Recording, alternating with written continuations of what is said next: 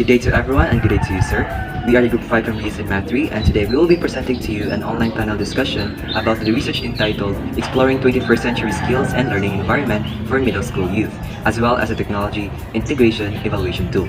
At the same time, we are going to present our answers for the 4 questions through a newscasting. Without further ado, let's get straight ahead to the video. Good day everyone, we are gathered today to discuss about the education in the new social milieu, critical attributes of the 21st century education. Before we formally start, let's introduce ourselves first as a member of this panel. I am Percival Mabanto Jr. I'm Razel Silagpo. I'm Vencer Kaini Sola. I'm Generous Lobiano. And I'm Jane Tanatalo. To begin with, may I ask Ms. Silagpo to discuss the first preliminary question. To start with the first question, how do youth assess students' 21st century life and career skills and their learning environments? Youth assess students' 21st century life and career skills and learning environments by analyzing their attitude and morals towards the society. By analyzing and observing, we get to see how these students were able to learn and adopt the principles of the 21st century. And with this, learning it with respect to their characteristics and views of life and how they will utilize this advantage to their day-to-day living. I totally agree with Ms. Silagpo. That was a very great discussion.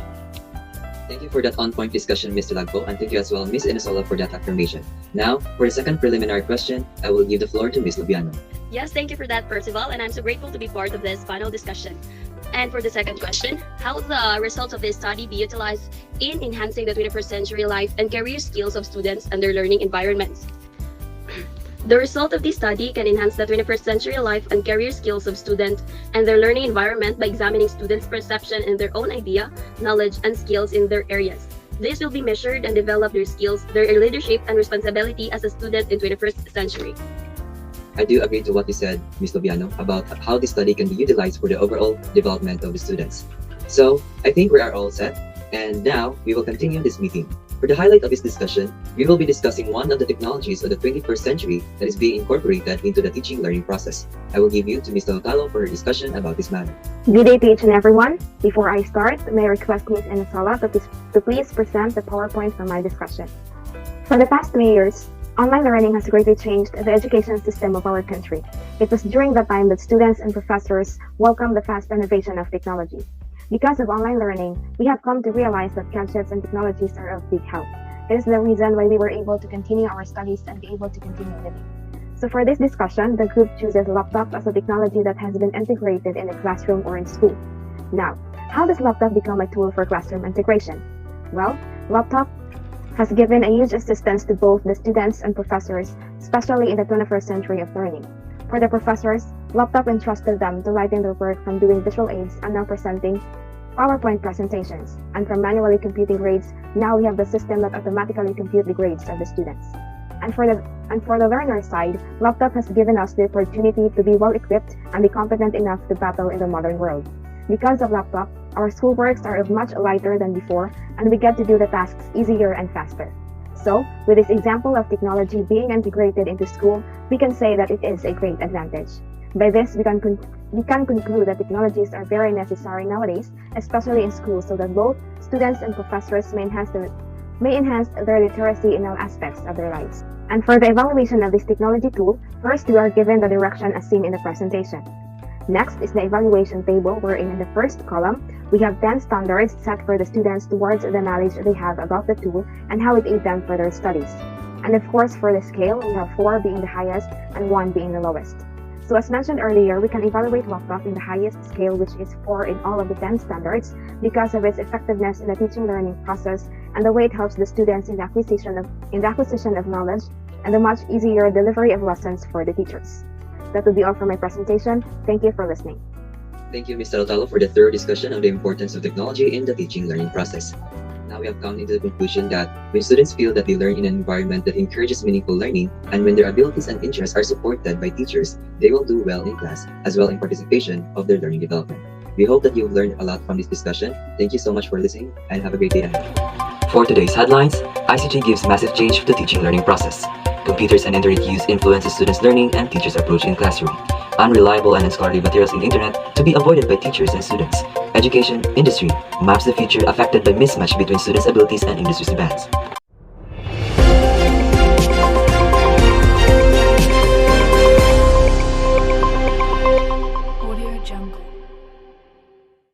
the delivers of truth and advocates of sharpened truth. This is BUSP News, ready to deliver the sharpened news. Good day everyone, good day Katechnos. I am Percival Mabanto Jr., your anchor to deliver the sharpened news. As the current education is currently adapting to the modern changes, information and communication technology is now incorporated for teaching and learning process to harness the students' abilities. However, will and how will it make a difference? Live from the entrance gate of CTU Mobile Campus, here's Jane Tolotalo to deliver us the sharpened news. Thank you, Principal.